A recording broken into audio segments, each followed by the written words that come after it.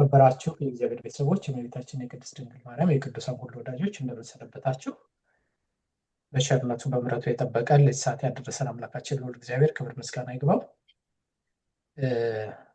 ዘሜ አሳይመንታችሁን ማማሩ እንዳልከው ያቀርብልንና ከዛ እሱ ላይ ተወያይተን ወደሚቀጥለው እንሄዳለን። ዛሬ አጠር አድርገን ነው የምንጨርሰው። እግዚአብሔር አምላካችን ቅዱስ ፈቃዱ ሆኖልን ለሁላችንም ሚስጥሩን ይግለጽልን። ዘሜ ቀጥሉ። ማማሩ ቀጥል ወንድማችን። እሺ እግዚአብሔር ይስጥልን። እንግዲህ ከወንድሞቼ ጋር የተወያየንበት ርዕሰ ጉዳይ ምን ነበር? የለውጥ አመራርን በተመለከተ ስለነበረ የእኛ ደግሞ ስፔሲፊካሊ ምን ላይ ነው ፎከስ ለማድረግ የሞከርነው የለውጥ አመራር በግቢ ጉባኤ ያስፈልጋል ወይ የሚለው ላይ ነው ሀሳብ ለመለወጥ የሞከርነው። ያው ለውጥ እንደሚያስፈልግ አምነን በአንዳንድ ጉዳዮች ላይ ተወያይተናል እና ማማሩ አይሰማም? ይሰማል። ቀጥላ። ይሰማችኋል? እሺ። ሀሳባችን ምን ላይ ነው የተወያየ ነው? የግቢ ለውጥ አመራር በግቢ ጉባኤ ላይ ያስፈልጋል ለሚለው ሀሳብ ላይ ነው።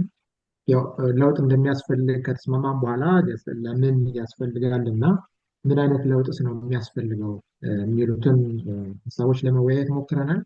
እንግዲህ በትክክል የሁላችንም ሀሳብ ካላደረስኩ ዘሜ አንዳንድ ነገሮችን መጨመር ትችላለሁ በኋላ ላይ፣ ብሩኬም እንደዚሁ ካለ ማለት ነው።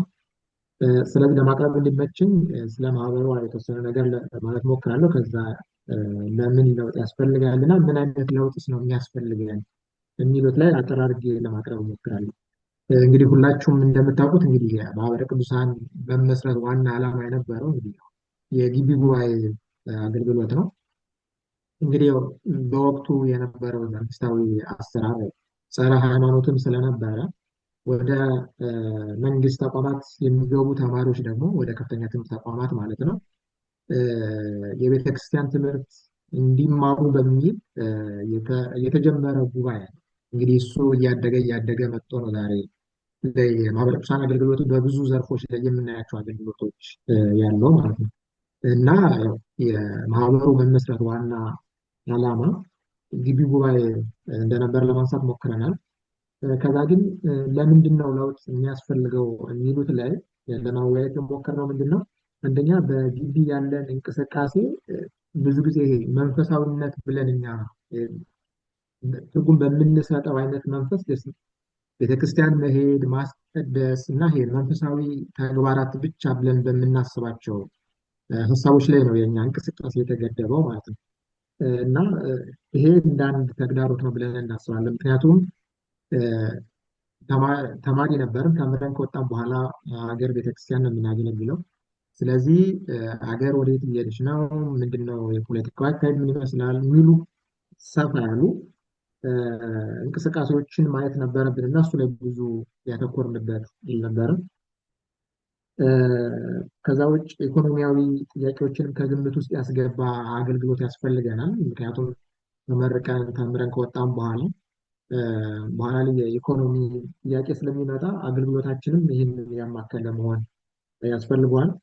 ከዛ ውጭ ደግሞ ያለን መረዳት በታሪክም በቤተክርስቲያን ታሪክም ይሁን በአገር ታሪክ ላይ ያለን መረዳት በጣም ውስን ነው እና ያለንን መረዳት ማስፋት እንዳለብን እና ይሄ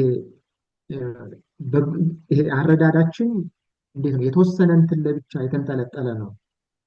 ብዙ ይሄ ክርስቲያናዊ መረዳት ብለን የምናስበው ነገር ላይ በጣም ቁንጽል እና በትንሽዬ ነገር ላይ የተንጠለጠለ ነው እና ብዙ ነገሮችን ሰፋ አድርገን ማየት እንዳለብን እና ብዙ አረዳዶቻችንን ማስተካከል የሚያስፈልጉ ጉዳዮች ላይ መስራት እንደሚያስፈልግ ተወያይተናል። ከዛ ውጭ ደግሞ በልማድ ውስጥ መኖር አንደኛው ብዙ ለውጥ እንዳናመጣና እንደ ተግዳሮትም የተነሳ ሀሳብ ነው። ከዛ ውጭ በእቅድ አለመመራትና እንዲሁ በዘፈቀደ ነገሮችን ማድረግ የምንሰራቸው ነገሮች ነገ ላይ ምን ኢምፓክት ይዘው ሊመጡ እንደሚችሉ ባለማሰብ የምናደርጋቸው እንቅስቃሴዎች አሉና እሱን ከግምት ውስጥ ያስገባ መሆን አለበት የሚል ነው። ሌላው ምን አይነት ለውጥ ያስፈልገናል የሚለው ላይ እንደነው የተነሱ ነጥቦች አንደኛ የሚመጡት ለውጦች አንደኛ የቤተክርስቲያንን ሐዋርያዊ ቅብብሎሽ የያዘና አምልኮት አምልኮታዊ ይዘቷን ይዞ የሚቀጥል መሆን መቻል አለበት። ከዛ ውጭ የቤተክርስቲያን አስተምሯን የሚቃረን ከሆነ እሱ መሆን የለበትም ማለት ነው። ስለዚህ አምልኮና የቤተክርስቲያን ሐዋርያዊ ቅብብሎሽ ይዞ መቀጠል መቻል አለበት። ከዛ ውጭ ሁለንተናዊ መረዳት ያለው አገልጋይ መሆን ያስፈልጋል ማለት ነው። ከዛ ውጭ ብዙ ጊዜ አገልግሎቶቻችን ምንድን ናቸው?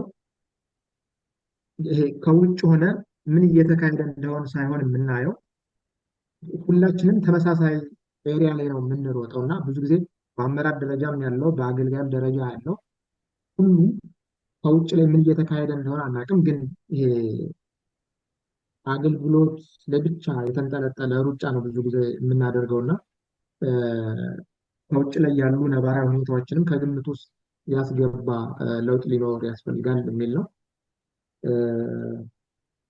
እስኪ ዘሜ ተጨማሪ ሀሳቦች ካሉ እነሱ ብሩኬም ካለ እኔ ላይ ያሉት ሀሳቦች እነዚህ ናቸው። ተጨማሪ ሀሳብ ካላችሁ ጨምሩበት።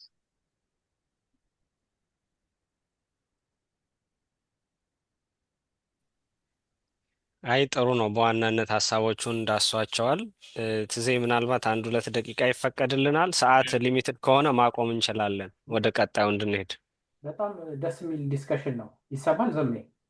አዎ ይሰማል። ያንተ በጣም ደስ የሚል አይ ቲንክ እንቀጥልበትና እንዲያውም አንዴ እሱን ራፓፕ እናደርገው፣ እሺ በደንብ እንሄድበት። እሺ ጥሩ። ብሩክ ከገባህ አንተም ልትጨምር ትችላለህ። በአጋጣሚ ሆኖ ሶስታችንም ይሄኛው የቤት ስራ ላይ የገባ ነው በግቢ ጉባኤ ነው ያለፍነው። ግቢ ጉባኤ ላይ በአመራርነት ለተወሰኑ ዓመታት አገልግለናል እና በቅርበት የምናውቀው አገልግሎት በዋናነት አንዱ እሱ ነው፣ የግቢ ጉባኤ ማለት ነው። ስለዚህ ያው ችግሩንም በደንብ ስናስተውለው የነበረ ነገር ስለሆነ ለውጥ ያስፈልጋል የተባባልንበት ምክንያት ሴናሪዎቹ ስለተለወጡ ነው። ግቢ ጉባኤ ሲቋቋም ማህበረ ቅዱሳን ማማሩ እንዳለው የተመሰረተው በግቢ ጉባኤ ኮንሰፕት ነው መጀመሪያ።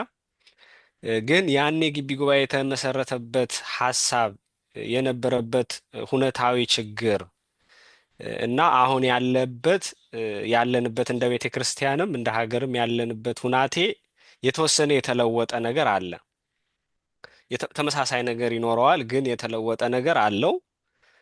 ግን አገልግሎቱ የግቢ ጉባኤ አገልግሎት ከሞላ ጎደል ተመሳሳይ ልማድ ሆኖ ተመሳሳይ ካልቸር ሆኖ በተመሳሳይ ትሬንድ ውስጥ ነው ያለፈው። ለዚህም ያየነው የገመገምነው ዋናው ችግር ያልነው ግቢ ጉባኤ ውስጥ አገልግሎት ውስጥ የኖረ 5 ዓመት ለምሳሌ እኛ ያለፍንበት ግቢ ጉባኤ ላይ የኖረ አገልጋይ ልክ ወደ ዓለም ተመርቆ ወደ ስራ ሲሄድ ከገዳም ወጥቶ እንደተለቀቀ ሰው የመቸገር ሁኔታ ነው ያለው እና ከሰዎች ጋር እንዴት ማርኬቲንግ መስራት እንዳለበት፣ እንዴት ስራ መስራት እንዳለበት ብዙ የዓለምን ነባራዊ ሁኔታ የተገነዘበ የተረዳ ሳይሆን ይቀርና ለምንድነው አገልግሎቱ መንፈሳዊ የሚባለው? በእርግጥ መንፈሳዊ ምንድን ነው? መንፈሳዊ ያልሆነ ሰው የለም። ሰው በምድር ላይ የሚኖረው ነገር በሙሉ ክርስቲያን እስከሆነ ድረስ መንፈሳዊ ሊሆን ይገባዋል። ግን ምንድነው በዘልማድ መንፈሳዊ አገልግሎት ተብሎ የሚታሰቡት ነገሮች ላይ ብቻ ስለሆነ ትኩረት የሚደረገው።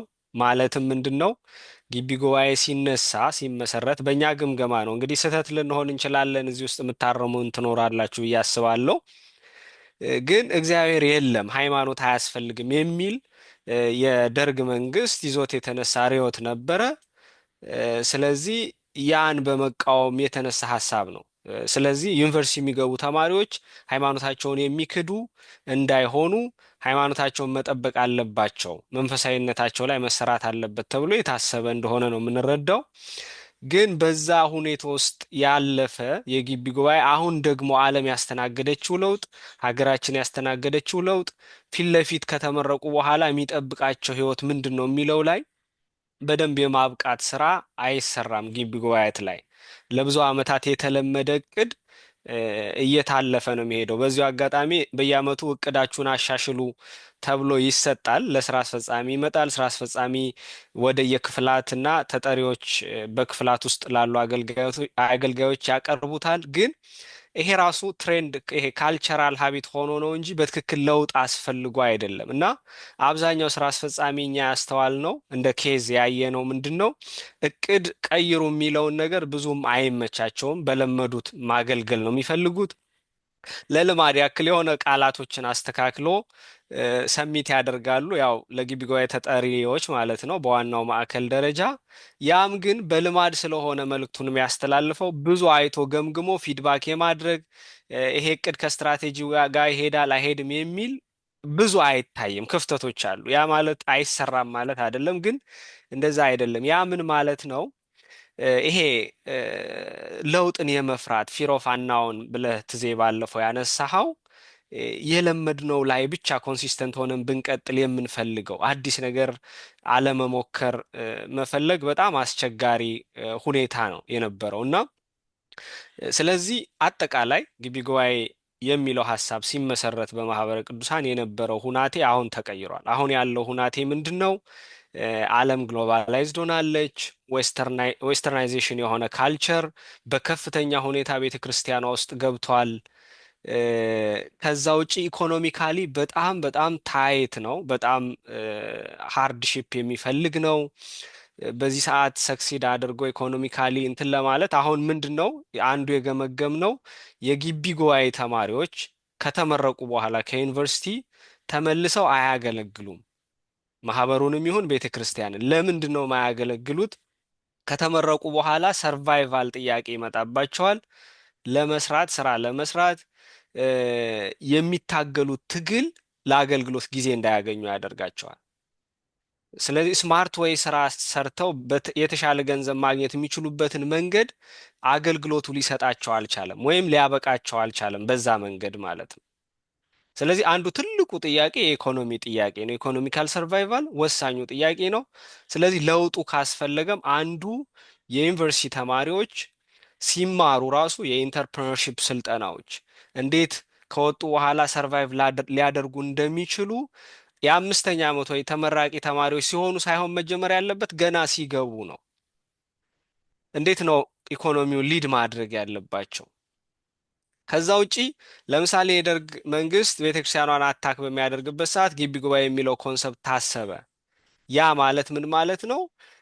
አይ ቤተክርስቲያንን ሊያጠቃ አያስፈልግም መንግስትና ሃይማኖት የተለያየ ነው የሚለው ኮንሰፕት እንኳን የሚፈጸም ከሆነ ቤተክርስቲያኗን ታርጌት አድርጎ ሊያጠቃ አይገባም የሚል ሀሳብ ነበር። ይሄ which is ሎጂካል ነው። ግን ያ ሲሆን ግን ቤተክርስቲያኗን ለመከላከል በቂ የሊደርሺፕ ቦታ ይዞ መገኘትም ያስፈልጋል። ስለዚህ አሁንም የግቢ ጉባኤ ተማሪዎች እንዴት ሊደር መሆን እንደሚችሉ ካልተማሩ ስለዚህ ዞሮ ችግሩ ተመሳሳይ አዙሪት ነው ሊሆን የሚችለው ማለት ነው። ስለዚህ ኢኮኖሚካሊ ሊደር መሆን የሚችሉበትን መንገድ፣ ፖለቲካሊ ሊደር መሆን የሚችሉበትን እንዲሁም ደግሞ በቴክኖሎጂው መሪዎች መሆን የሚችሉበትን ሁለንተናዊ መሪ ሊሆኑ የሚችሉበትን ሁኔታ ያገናዘበ ለውጥ ያስፈልገዋል ግቢ ጉባኤ። ይሄ ሁለንተናዊ ለውጥ ያስፈልገዋል ብለን የደመደምነው ነው። ምናልባት ግልጽ ያልሆነም ወይም ደግሞ ከበቂ በላይ የሚወሰድኩበት ጊዜ ካለ እንግዲህ ይቅርታ ትዜ እናንተ በደንብ አዳብሩት።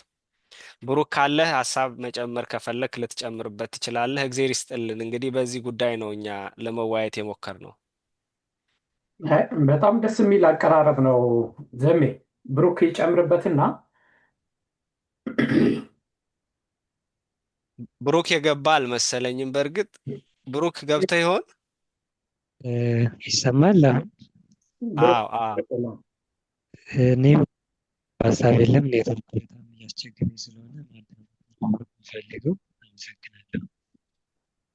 እሺ እንግዲያው ለውይይት አይ ቲንክ እኔ አይ ላይክ ኢት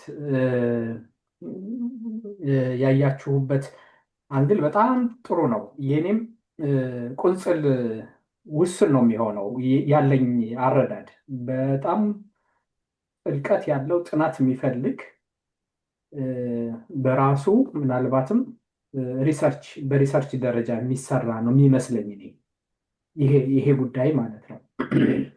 ባለቤቱ ማህበረ ቅዱሳን በዋናነት ይሁን እንጂ ይሄ ማዕቀፍ በምን ማዕቀፍ ብናየው ነው ጥሩ ነው ብዬ የማስበው ባለፈው ኢንስቲትዩሽናል ቼንጅ ተቋማዊ ለውጥ በቤተ ክርስቲያን ያስፈልጋል ስንል በእነዚህ በ9 አቅጣጫዎች እነዚህ እኔ አሁን ለቤተ ክርስቲያንም ምናልባት በደንብ ልንወያይበት እንችላለን። በየአጥቢያውም ወስዳችሁት በያላችሁበት ቦታ ከአባቶቹም ጋር ምክክር ቢደረግበት ከተቋማቱም ጋር ምክክር ቢደረግበት የቤተ ክርስቲያን አንገብጋቢ ለውጦች ከነዚህ ከ9 ይወጣል ብዬ አላስብም።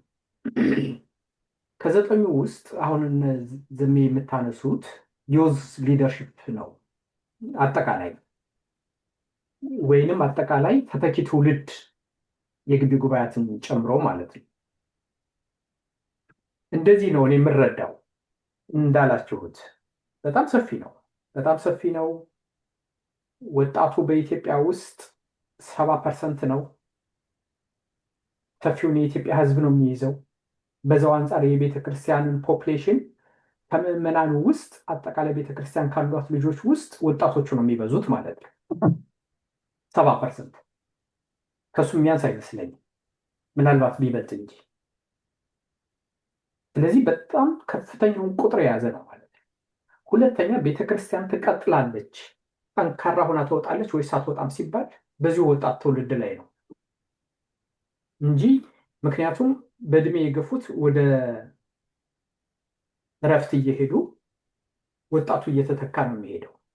ስለዚህ ቁጥሩ ብቻ ሳይሆን ጄኔሬሽን የሚተካካው ወጣቱ ነው። የነገዎቹ አባቶች ወጣቶች ናቸው። የነገዎቹ ካህናት ወጣቶች ናቸው። የነገዎቹ የቤተክርስቲያን መሪዎች ወጣቶች ናቸው። የቤተክርስቲያን ምዕመናንም ወጣቶች ናቸው። ስለዚህ በጣም ቁልፍ ቦታውን የሚይዘው ወጣቶች ላይ ነው፣ ተተኪ ትውልድ ላይ ነው። ህፃናትን ብንጨምር ማለት ነው እንዳለ ወጣቶችንም ተተኪ ትውልድ ወጣቶችን ህፃናትንም አዳጊ የምንላቸውን በሙሉ ብንጨምር ስለዚህ ከፍተኛውን የሚይዘው እሱ ነው።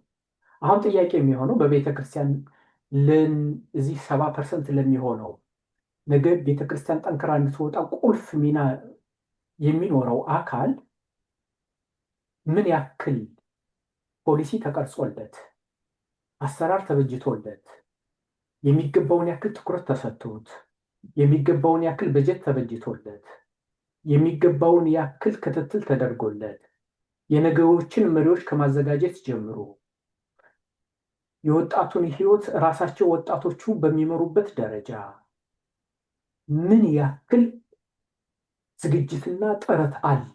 ቁልፍ ጥያቄ የሚሆነው እሱ ነው። አሁን እንግዲህ ወደኋላ ስንመለስ አንደኛው የዚህ ዊንግ ግቢ ጉባኤ ወይም በዩኒቨርሲቲ የሚያልፉ ወጣቶች ናቸው እና ታሪኩን እኔ የምረዳው የመጀመሪያው ፌዝ ማህበረ ቅዱሳን ምን ጊዜም ሲታወስበት ከሚኖረው ትልቅ ስራ የሚመስለኝ እኔ የግቢ ጉባኤ ምንድን ነው ያደረገው? ምንድን ነው የነበረው? በዚያ ዘመን ወጣቶች ምንድን ነበር ያደርጉ የነበሩት? ወደ ቤተ ክርስቲያን ምን ያክሉ ነበር የሚመጡት? መጽሐፍ ቅዱስ የሚይዝ ሰው ወይንም ፕሮቴስታንት ነው፣ ያለዛ ደግሞ አብዛኛው ወጣት ሶሻሊስት ነው። ፈሪሃ እግዚአብሔር እንደ አላዋቂነት እንደ ሞኝነት የሚቆጠርበት ነው። ቤተክርስቲያን የሽማግሌዎችና ምናልባትም ያልተማሩ ሰዎች ተብሎ በዚህ በዘመናዊ ትምህርት ያልገፉ ሰዎች እንጂ በዘመናዊ ትምህርት የገፉ ሰዎች ወይንም ቅድም እንዳልኩት ኢአማንያን ናቸው፣ በኮሚኒስት ስም በሶሻሊስት ስም ከሆነም ደግሞ የተወሰኑት ደግሞ ከጀርመን እና ከነዚህ የተወሰኑ ምዕራብ ሀገራት የመጡ የፕሮቴስታንት እምነትን የሚያቀነቅኑ ነው። በዚህ ዘመን በዛ ዘመን የአሁኑ አባቶች የሆኑ የአሁኑ ወንድሞች የሆኑ የእኛ ታላላቆች ያንን ትልቅ ስራ እና አቡነ ጎርጎርዮስን የመሰሉ አባቶች በዛ ዘመን ተገኝተው በእነሱ መሪነት የተሰራው ስራ እኔ በታሪክ ውስጥ ትልቅ ምዕራፍ ብዬ ነው የማስበው። ስለዚህ የመጀመሪያው ፌዝ በፌዝ ከፋፍለን ብናየው የመጀመሪያው ፌዝ በጣም ስኬታማ ነበር። በጣም ስኬታማ ወጣቱን ወደ ቤተክርስቲያን ማቅረብ፣ ዩኒቨርሲቲ ላይ የግቢ ጉባኤ ተብሎ የቤተክርስቲያን ትምህርት እንዲሰጥ ማድረግ መቀልበስ አቅቷቸው ነው እንጂ ሙከራ የሚደረግበት ጊዜያት ስለማይ ማለት ነው። የፖለቲካ መሪዎቹ የማይወዱበት ጊዜ አለ። ቤተክርስቲያንን ፈጽሞ ያልሰማ ያላወቀ ቤተክርስቲያን ሂዶ የማያውቅ ወጣት ከመጣ በኋላ ለቤተክርስቲያን ራሱን የሚሰጥ ወጣት እስከሚሆን ድረስ መድረስ በዚያ ዘመን እጹብ ድንቅ የሚያሰኝ እግዚአብሔር ተአምሩን የሰራበት ዘመን ነው ብዬ ነው የማስበው። አሁን እኔ የዛሬ 30 ዓመት ነው 29 ዓመት አካባቢ ነው የተመረቅኩት። በዛ ዘመን እንግዲህ ያስቡት የነበረው ትጋት፣ የነበረው ቅናት፣ የነበረው አገልግሎት አሁን ፌዝ 1 በደንብ ቀጥሏል ብዬ ነው የማስበው። አሁንም ድረስ ምንድን ነው ምን ላይ ነው ጉድለት ያለው ብዬ የማስበው ነው። እንዳልኩት በጣም ሰፊ ጥናት ይፈልጋል። ቁንጽል ነው የሚሆነው የኔ አረዳድ። ምንድን ነው በግቢ ጉባኤ ላይ ያለው ክፍተት? አንደኛው ቅድም እንዳላችሁት እነዘሜ የኦሪየንቴሽን ችግር ነበረ። ምን ለማድረግ ነበር የመጨረሻው ዓላማ? ወጣቶች ሲሰባሰቡ ምን ለማድረግ ነበር? አገልግሎት ምን ለማድረግ? የነገዎቹን ተተኪ መሪዎች የሚፈሩበት በሁለንተናዊ መልኩ ቤተክርስቲያንን ሀገርንም ተረክበው የሚመሩ ወጣቶችን ለማፍራት ዝግጅት የሚደረግበት ነው ወይንስ መጀመሪያ መሰረታዊ የሆነን የቤተክርስቲያን ትምህርት ከማስተማር ባለፈ ስራ ተሰርቷል? እነዚህ ናቸው ጥያቄዎች። እንደኔ አረዳድ በጣም ትልቁ ክፍተት መሰረታዊን የቤተክርስቲያን ትምህርት ከማስገንዘብ፣ ሚስጥራተ ቤተክርስቲያን ከማስረዳት፣ የቤተክርስቲያንን ታሪክ ትውፊት ከማስረዳት ከማስጨበጥ ባለፈ ቤተክርስቲያን በሁለንተናዊ መልኩ መሪነት ሚና እንዳላት፣ ወጣቶች የሀገር መሪነትም የቤተክርስቲያን መሪነት በእነሱ ጫንቃ ላይ እንዳለ፣ የእነሱ ኃላፊነት እንደሆነ፣ ከእግዚአብሔር የተሰጣቸው ጥሪ እንደሆነ፣ ለዚህም በቂ ዝግጅት እንዲያደርጉ ስልጠናዎች፣ ትምህርቶች አልተሰጧቸውም ብዬ ነው የማስበው። ያለው እውነታ እንደሱ ነው የሚመስል። አንደኛው ማለት ነው። ሁለተኛው ክፍተት እነዘሜ በደንብ ጠቅሳችሁታል። የ4 ዓመት የ5 ዓመት የ6 ዓመት ወይንም በሜዲሲን 7 ዓመት የሚቆዩ የግቢ ጉባኤ ተማሪዎች፣ በዛ ዘመን ደግሞ የዲፕሎማ 2 ዓመት የሚቆዩ ተማሪዎች ከተመረቁ በኋላ ግቢ ጉባኤ ወዴት ነው የሚሄደው? ወደ ማህበረ ቅዱሳን የሚመጣው ስንት ፐርሰንቱ ነው? በማህበረ ቅዱሳን የማይታቀፈው የት ነው የሚታቀፈው? ሰበካ ጉባኤ እንዴት ነው የሚታቀፈው? ሰንበት ትምህርት ቤት ውስጥ ተሳትፏቸው እንዴት ነው የሚቀጥለው? ወይንስ በሌላ መልኩ አገልግሎታቸው እንዲቀጥሉ የሚያስችልበት መንገድ እንዴት ነው የሚፈጠረው? እሱ አልተሰራም ብዬ ነው ማስብ። ሁለተኛው እሱ ነው። ሶስተኛው ከመጀመሪያው ጋር የሚያያዘው የግቢ ጉባኤ ተማሪዎች ከተመረቁ ከተዘጋጁ በኋላ በየስራ ዘርፉ በሚገቡበት ጊዜ እንደ ፖለቲካ ኦሪየንቴሽናቸው የፖለቲካ አባል የሚሆኑ አሉ፣ ፖለቲከኛ የሚሆኑ አሉ፣ የፖለቲካ ፓርቲዎች በደንብ አባል የሚሆኑ አሉ፣ ዳኛ የሚሆኑ አሉ። የፖለቲካ ስልጣን ሳይኖራቸው ወይም የፖለቲካ አባልነት ሳይኖራቸው የመንግስት ስልጣን የሚኖራቸው አሉ፣ ከወረዳ ጀምሮ ከቀበሌ ጀምሮ። በዚህ ኃላፊነታቸው ለቤተ ክርስቲያን ያላቸውን ጥብቅና ተቆርቋሪነት እንዴት ነው የሚወጡት? እሱም ክፍተት ያለ ይመስለኛል።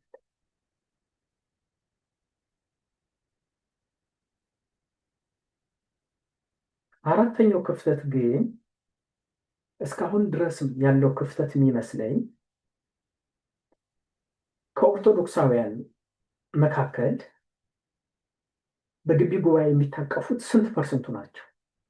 ምን ያክል ወጣቱን? የቤተክርስቲያን ትልቅ ችግር ሆኖ እስካሁን ድረስ የሚታየኝ ኦርቶዶክሳውያን ቁጥራችን ብዙ ሆኖ ሳለ ግን በትክክል የቤተክርስቲያንን አገልግሎት ተረድተው ወደ ቤተክርስቲያን የሚመጡትና በቤተክርስቲያን ሕይወት የሚመላለሱት ስንት ፐርሰንቱ ናቸው ነው። በምዕመናንም ደረጃ ያለ ክፍተት ነው። በወጣቶችም ደረጃ በጣም ጎልቶ የሚታይ ክፍተት ነው። ከስም ባለፈ በቤተክርስቲያን ልጅነታቸው የቤተክርስቲያን ፍቅሩ ገብቷቸው ምን ያክሉ በግቢ ጉባኤ ይከታተላሉ? አሁን ካለው ውስጥ ምናልባት 10%፣ 20%፣ 30%። ሌሎችስ የሚለው ደግሞ ሌላው ክፍተት ነው። እንደዚህ ነው የሚታየኝ ዘሜ። መጨረሻ ግን እንደው ሳጠቃልለው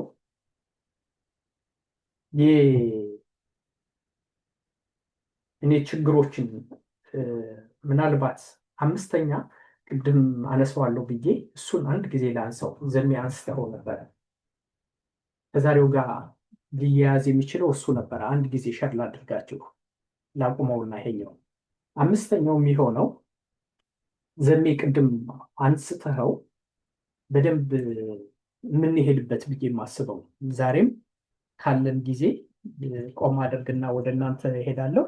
ከሌለን ግን ሌላ ጊዜ ነው የምንመለስበት። እንደ ዛሬ ርዕስ እንዲሆን አስቤው እንደው አንተ መጣህበት ይሄ ጉዳይ ነው። ይህንን ጉዳይ ምንድን ነበር የሚታሰበው የሚለው ማለት ነው።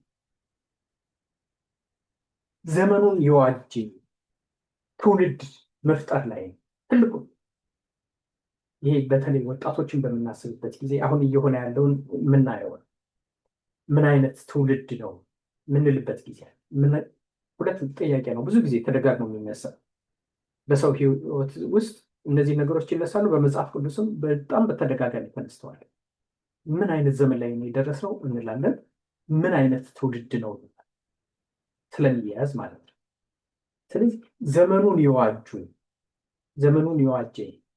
የዋጀ ማለት አሁን ለምሳሌ ቤተክርስቲያን የዛሬ 20 ዓመት የዛሬ 30 ዓመት እና አሁን ያለችበት ሁኔታ እንዳይደል የዘመኑን ፈተና የተረዳ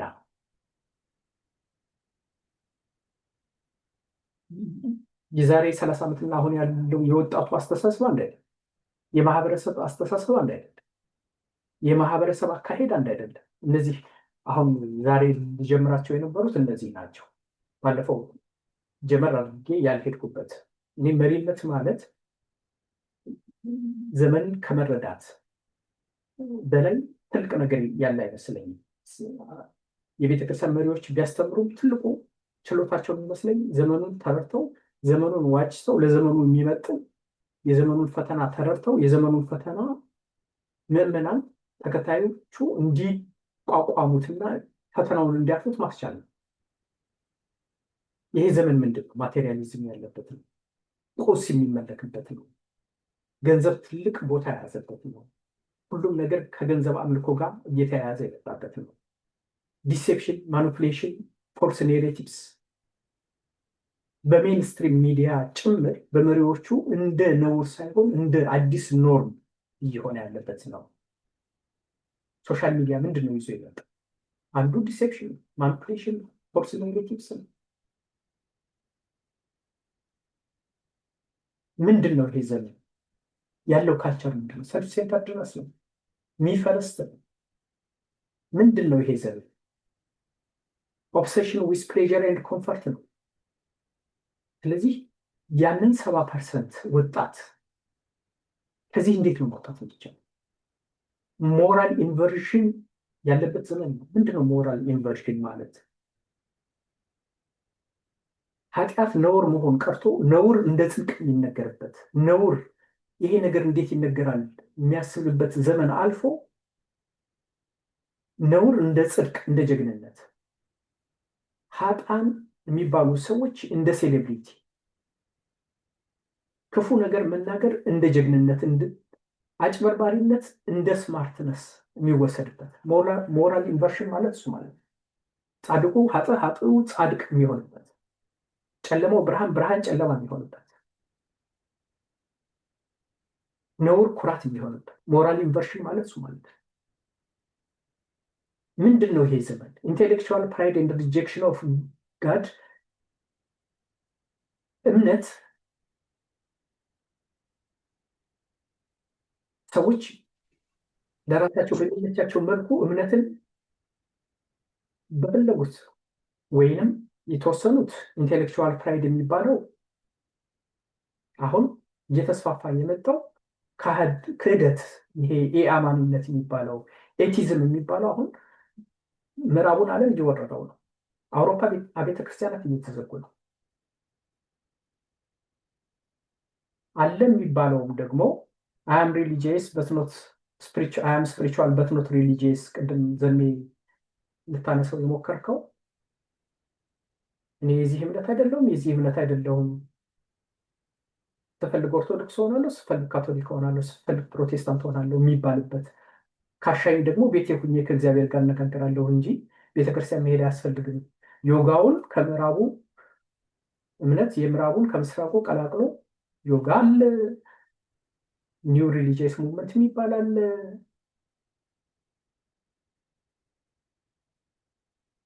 ጎስፔል ኦፍ ዌልዝ ኤንድ ሄልዝ የሚባል ነው። አሁን ይሄ ብልጽግና ነው እንጂ ፈተና የሚባል መከራ የሚባል በእምነት ውስጥ አታንሱብን የሚሉ አሉ። ስለዚህ እምነት መልኩን የቀያየረበት ኢምፒቲ ስፒሪቹዋሊቲ ያለበት መፈመስ የሚባለው አሁን አስቀድሞ አሳያቸዋለሁ። ዘ ካልቸር ኦፍ ናርሲዝም ኤንድ ሰልፍ ፕሮሞሽን አሁን ጊዜ ሁሉም ሰው ተከታይ ይኖረኝ ነው፣ እኔን ተከተሉኝ ነው። ካልቸር ኦፍ ናርሲዝም ኤንድ ሰልፍ ፕሮሞሽን ጥናት ሁሉ ተሰርቶ ከምንም በላይ በዚህ ዘመን ያሉ ወጣቶች የሚፈልጉት ሰልፍ ፕሮሞሽን ነው። ከፍ ከፍ ማለት ነው። ትህትና የሚባል ነገር ነውር ነው አሁን፣ ወይንም አላዋቂነት ነው። ብሮክን ሪሌሽንሽፕ ፋሚሊ ውስጥ፣ ጎረቤት ውስጥ፣ ማህበረሰብ ውስጥ የምንሰማው ግጭት፣ የምንሰማው ጩኸት የነዚህ ውጤቶች ናቸው። ይሄ ነው ቀኖቹ፣ ይሄ ነው ቀኖቹ፣ እነዚህ ናቸው። ስለዚህ ለምንድን ነው ወደዚህ የመጣሁት ዘሜ እና ላቆመው? አምስተኛ ያነሳው ይህንን ነው። ዘመኑን ተረድተውታል ወይ? የኃይል አሰላለፉን ተረድተውታል ወይ? የካልቸራል ሽፍቱን የተረዳ ወጣት ምን ያክል አለን?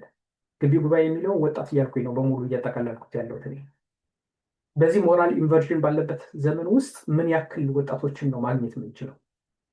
የነገዎቹ የቤተክርስቲያን ተረካቢዎች ምን ሊሆኑ ይችላሉ? እንዴት ነው ሊገኙ የሚችሉት? እኔ ችግሩ በጣም በጣም ውስብስብ የሚሆነው እንዲህ አድርገን ቀኖችን ስናየው ነው። ቀኖቹ እነዚህ ናቸው። ሰልፍ ሴንተርድነስ ያለበት ነው። ገንዘብ የሚመለክበት ነው። ትምክህትና ትዕቢት፣ ሰልፍ ፕሮሞሽን የበዛበት ነው። ስድብ እንደ ቀላል ነገር በሚዲያ ሁሉም ወጥቶ ስድብ ነው መሆኑ ቀርቶ እንደ ተራ ነገር የሚነገርበት በጣም ጆሮን የሚሰቀጥጥ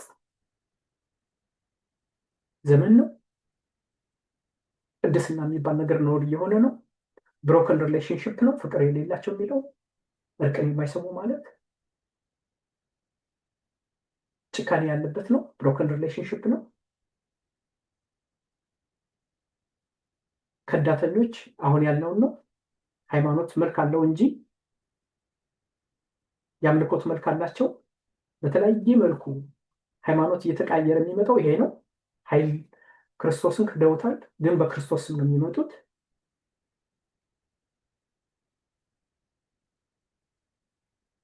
ቅድም እንዳልኩት ኤቲዝም እየተስፋፋ ነው። ከዳተኞች የሚለው እሱን ነው። ይሄ በጢሞቴዎስ መልእክት ላይ የተጻፈው ነው። ይሄ ዘመን ነው። በዚህ ዘመን ውስጥ ደግሞ ትልቁ ቦታ የሚይዙት ወጣቶች ናቸው ነው። ስለዚህ እነዚህ አምስቱ ነገሮችን አያይዘን ስናያቸው በጣም ትልቅ ጉዳይ ነው ብዬ ነው በዚሁ አንድ ላይ ላያይዘው ብዬ ግን አሰፋሁት መሰለኝ። እኔም ዘሜ ግን እናንተም እንደገና ሪፍሌክት አድርጉበትና ሌሎች እህቶች ወንድሞችም ሪፍሌክት አድርገንበት እነዚህን 10 ጉዳዮች አንድ ባንድ እንድንሄድባቸው አስቤያለሁ። የማቴሪያሊዝም ምክንያቱም አሁን በቤተ ክርስቲያን ካየሁት ክፍተት በኋላ ልታረሙት ትችላላችሁ። እነዚህን ጉዳዮች በደንብ ተንትኖ ማየት እስካልተቻለ ድረስ በመጣንበት የትምህርት አካሄድ እኔ ዘመኑን መቃኘትም ዘመኑንም መዋጀትም የሚቻል አይመስለኝም ብዬ ነው የማስበው። ግን ልታረሙ ትችላላችሁ። የኔ አረዳድ እንደዛ ነው። ስለዚህ የመጀመሪያው የመሪነት ክህሎት እኔ እዚህ ላይ የሚያጠነጥን ይመስለኛል። የወጣቶችን ፕሮግራም ስንቀርጽ የአብነት ትምህርት ቤቶችን ፕሮግራሞችን የትምህርት ስርዓቱን ለሚቀርጹ አባቶችም ስብከተ ወንጌል ለሚያስተምሩ አባቶችም ንስሐ አባት ሆነው ምዕመናንን የልጆቻቸውን ለሚያስተምሩ ለሚያነጹ በንስሐ ሕይወት እንዲመላለሱ በስጋ ወደሙ እንዲመላለሱ ለሚያደርጉ አባቶችም ዘመኑን መረዳት በጣም በጣም ቁልፍ ጉዳይ ነው። ይህ ዘመን ላይ ቅድም የምታነሳቸው ግሎባላይዜሽን ምንድን ነው ያመጣው? ምንድን ነው የሰው ልጅ እየሆነ ያለው? ከየት ወዴት እየሄደ ነው? የእኛ ሀገር ከሌላው ሀገር ጋር ሲወዳደር ምን ይመስል? እነዚህም ሁሉ ብናያቸው ነው ጥሩ ነው ብዬ ያሰብኩት። ዛሬ እንዲሁም አንዱን ልጀምር ነበር። እነ ዘሜ ግን በደንብ ወሰድከኝና ከዚህ ጋር እያያዝ ነው። ዘሜ ወደ አንተ ልመለስ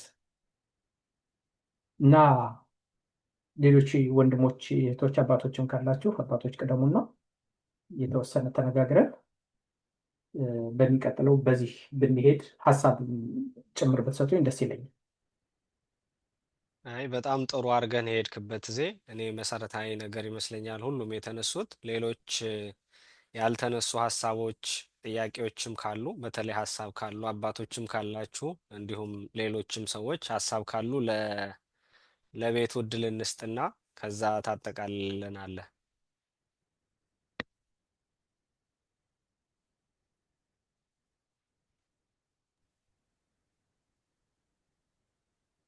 ሀሳብ የለም?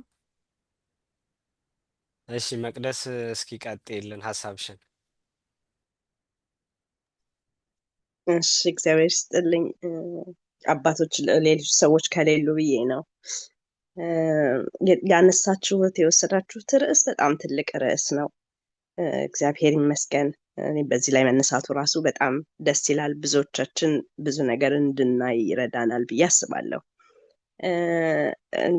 ከተነሳለት ዓላማ ወይም አሁን ተሰርቶ ካየነው ችግሮች የሉም ማለት ባንችልም በጣም እርግጠኞች ሆነን ግን መናገር የምንችለው ነገር ትልቅ ስራ ስለተሰራ በተለይ ከኢትዮጵያ ውጭ የወጡ ግቢ ጉባኤ ያለፉ ወንድሞች እህቶች በጣም ትልልቋን ዛሬ እንድትቀጥል አገልግሎቱ እንዲቀጥል እያደረጉ ያሉ እነሱ ናቸው እና ትልቅ በጣም በቃ ልንገምተው ከምንችለው በላይ በጣም ትልልቅ ስራዎች ተሰርተዋል። እግዚአብሔር ባወቀው ቀደም ብሎ ወንድማችንም እንዳነሳው በሰዓቱ የነበሩ አባቶች ባወቁት በወንድሞች ጥረት በእህቶች ጥረት የተለፋውን ልፋት ያው ብዙዎቻችን ስለምናውቀው መድገም አይሆንብኝ። እግዚአብሔር በረዳው ጸሎታቸውም ረድቶ በጣም ትልልቅ ስራዎች ተሰርተዋል። ያ ባይሆን ኖሮ ብለን ነው ማሰብ ያለብን። ክፍተቶቹ እንዳሉ ሆኖ ያ ባይሆን ኖሮስ ብለን ብናስብ የት ላይ ነበረች ዛሬ ቤተክርስቲያን፣ ዛሬ አገልግሎት የት ላይ ነበር የሚሆነው የሚለውን ማየት ያስፈልጋል። አሁን መቼም ወንድማችን ባነሳው ነገር ላይ መጨመር አይሆንብኝና እኔ መታየት አለበት ብዬ የማስበው ነገር በተለይ ሀገር ቤት ከግቢ ጉባኤ በፊት የሆነች ክፍተት አለች። ግቢ ጉባኤ ከሚመጡ ልጆች ግቢ ጉባኤ ከሚመጡበት በፊት ያለች ትንሽ ክፍተት ምናልባት እናቶቻችን አባቶቻችን ይዘውን ቤተክርስቲያን ይሄዱ ነበር ህፃን ሆነን ምናልባት ሰንበት ትምህርት ቤት ህፃናት ክፍል አድገን ሊሆን ይችላል። ከብረታን ሰንበት ትምህርት ቤት ቆይተን ሊሆን ይችላል። የቺ ግን የሆነች ምንድነው የምናድግበት ምንድነው አዶለሽንስ የሚባለው ሰዓት አለ አይደል? ያ ሰዓት ላይ ለወላጅ የማይታዘዙበት እጅ አንጠልጥሎ እንደ በፊቱ እንደቀደመው ወደ ቤተክርስቲያን የሚወሰድበት ሰዓት አይሆንም። ወይም ደግሞ በጣም እንኳን ቢሆኑ እንኳን ትምህርቱ ዛሬ ታውቁታላችሁ ሀገር ቤት ላይ ያለው ውጥረት ትምህርቱ ብዛቱ እንዲሆነው እንዲተፈጥረው የተለያዩ አክቲቪቲዎች አሉና ልጆችን መውሰድ ወይም የቀደመውን ያህል ማስጨነቅ አይቻልም። ስለዚህ ጋፕ አለ። እነዛ ልጆች ናቸው ግቢ ጉባኤ የሚመጡት። ግቢ ጉባኤ ላይ ደግሞ ያለውን ዝግጅት እናንተም አንስታችሁታል። አቅም በፈቀደ ይዘጋጃሉ። እግዚአብሔር ይመስገን። የስንት እናቶችን ባመሰላችሁ የታበሰው አንድ እናት በተለይ የትም ይሆን ክፍለ ሀገርም ይሆናል አንድ እናት ልጇን የምትልከው ረጅም ርቀት ያለው ዩኒቨርሲቲ ነው። አንድ አባት ልጁን የሚልከው ረጅም ርቀት ያለው ዩኒቨርሲቲ ነው። ግቢ ጉባኤ አለ የሚለው ነገር ግን የስንት ወላጆችን ልብ አሳርፏል። ይሄ በራሱ አንድ ትልቅ አገልግሎት ነው። ነገር ግን ልጆቹ እዛ ሲሄዱ ዝግጅት መሀል ላይ ያለችው ጋፕ ትልቅ የዝግጅት ችግር ይገጥማቸዋል። የሚያስተምሩትም የሚማሩትም ልጆች ላይ ማለት ነው። እንደውም እንደቀደመ አባት ነበረ ካልተሳሳትኩኝ አያት ምናምን ነበር አይደል? ልክ ግቢ ሲገባ ከባድ ነው። ግን እነዚህ ልጆች ተቀብሎ ሁሉም ወደዛ ለመግባታቸው አንዱ ችግር ይሄ ነው። ሁሉም ወደ ግቢ ጉባኤ አለመታቀፋቸው ግን የሚቻለው ድረስ ተሰርተዋል። እቺ እንደ ፕሪ ተብሎ የሆነች ስራ ብትሰራ የሚመጡት ልጆች ትልቅ ነገር ይኖራቸዋል። አንዷ ችግር ብዬ የማያት ይሄንን ነው።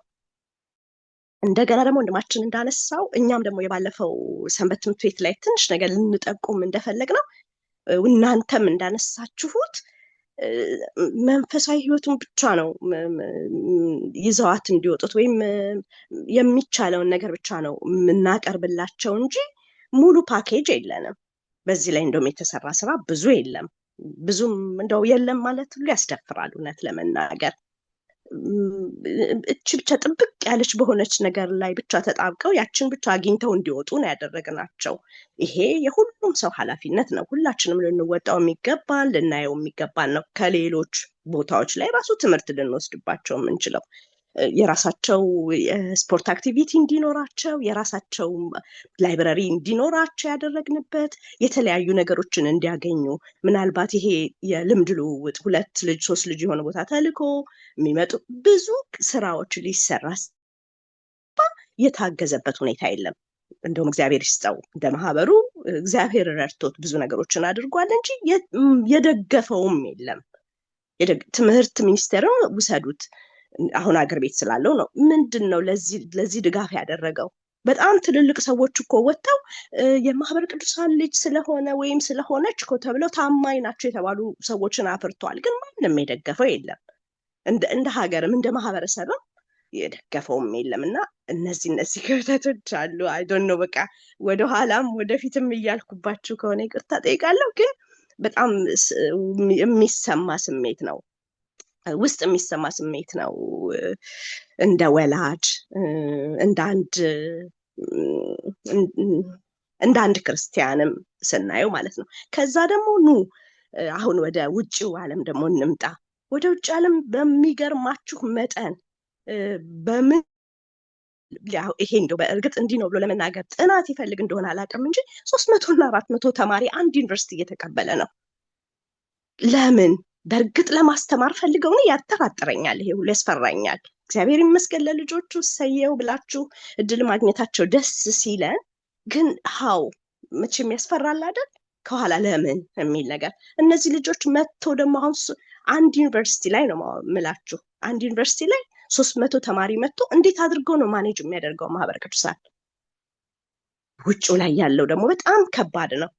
ከግቢ ጉባኤ ውጭም አላቅም ምን አይነት አካሄድ ነው። ምናልባት ወንድማችን አምሃ እዚህ ውስጥ ካለ በእርግጠኝነት ይረዳኛል። አሁን ይሄንን ተቸግረን የተወያየንበት ሰዓት አለ። ምን ሊደረግ ማሰብ ያስፈልጋል። የሚታገዝበት ተቀናጅቶ የሚሰራበት የሆነ ነገር ያስፈልጋል። ምንድነው ብትሉ ጥናት ይፈልጋል። የወንድሞችን የእህቶችን እገዛ ይፈልጋል። የአባቶችን ጸሎትና እገዛ ይፈልጋል። ብዙ ስራዎች ልጆች የሚመጡት ልጆች ብታያቸው በጣም ትንንሽ ልጆች ናቸው። በጣም ትንንሽ እነሱ ይሄንን ሸክም ቀንበር ተሸክመው እዚህ መምጣታቸው ራሱ በጣም ያስፈራል። ኃላፊነት የሚወሰድ ምን አይነት ነገር ራሱ ሊማሩ እንደሚችሉ አላውቅም። እና ውጭም ላይ በጣም ከባድ ነገሮች አሉ። አንድ ዩኒቨርሲቲ ነው የምላችሁ፣ ከዛም የባሰ በጣም ብዙ ነገሮች አሉ። እና ካሳየህን ሼር እያደረግ ካሳየህን ነገር በምን መንገዱ ወደ የአጥቢያዎች፣ በምን መንገዱ ወደ ሀገረ ስብከት፣ በምን መንገዱ ወደ ማዕከላት ግንኙነት ጣቢያዎች ሊወርድ ሊሄድ የሚገባበት የተለያዩ የውይይት መድረኮች ተዘጋጅተው ሼር ልንደራረግ የሚገባን ነገር ያስፈልጋል እንጂ በጣም ትልቅ ስራ ተሰርቷል። እግዚአብሔር ይመስገን ከብዙ ነገር አትርፏል። እንደገና ደግሞ አሁን መጪው አስፈሪ ነው። ብዙ የተለወጡ ነገሮች ስላሉ ቁጥርን ጨምሮ የዛሬ 25 ዓመት እና 30 ዓመት የነበረው የተማሪ ቁጥር አይደለም አሁን ያለው። የተማሪ ጭንቅላት አይደለም አሁን ያለው። ልጆቹን ብቻ ብናስባቸው ፖለቲካውን፣ ኢኮኖሚውን እንደዚህ የመሳሰሉትን ነገሮች ትተን ማለት ነው። ኢቭን ጂኦግራፊውን የዛን ጊዜ እኮ ውጭ የሚመጡት የተማሪዎች ቁጥር አሁን ያለውን አይደለም አይደል? እነዚህ ሁሉ ነገሮች ታሳቢ መደረግ አለባቸው። በዚህ ልክ አልሄድንም፣ አልተራመድንም። የአንድ የማህበር ጉዳይ ብቻ አይደለም። ብዙዎች ሊተባበሩበት፣ ብዙዎች እጃቸውን ሊዘረጉበት የሚገባቸው፣ እውቀታቸውን ሊዘረጉበት የሚገባቸው ግን እንዳለመታደል ሆኖ ያልሆነበት መድረክ ነው ለማለት ነው። እግዚአብሔር ይስጥልኝ። አርዝሜው ከሆነ በጣም ይቅርታ። አይ ጥሩ ነው። ፖዚቲቭ ኢነርጂ ነው መቅዲ፣ እግዜር ይስጥልን።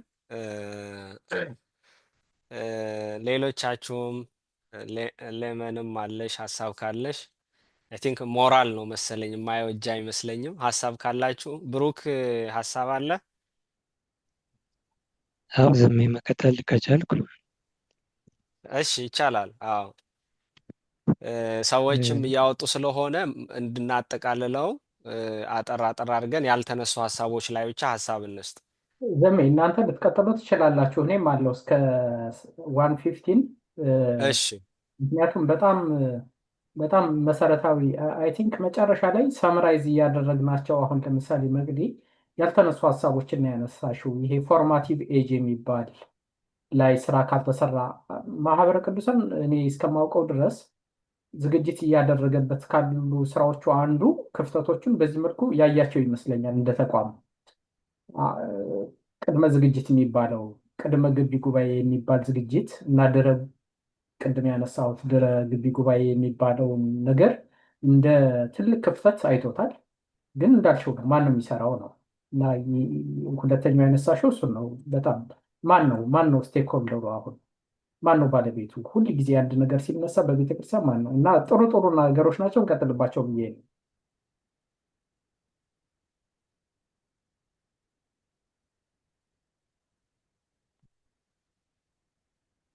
ዘሜ ያላችሁ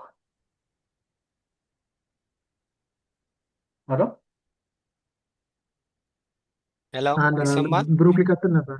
እሺ ዘመን ብሩክ ይቅርታ በመሀል ወጣ ብዬ ነበረ። ብሩኬ ቀጥል። እሺ አመሰግናለሁ። እኔ ማንሳት የሚፈልገው አጭር ነገር ዘመን በውይይታችን ወቅት ቦይልድ ፍሮግ ሲንድረም የሚል በጣም ያስገረመኝን ሀሳብ አንስቶት ነበርና እንዴት ነው ውሃ ውስጥ ያለችው እንቁራሪት ከዛች እሳት ይነዳል፣ ግን አክሽን አትወስድም ነው።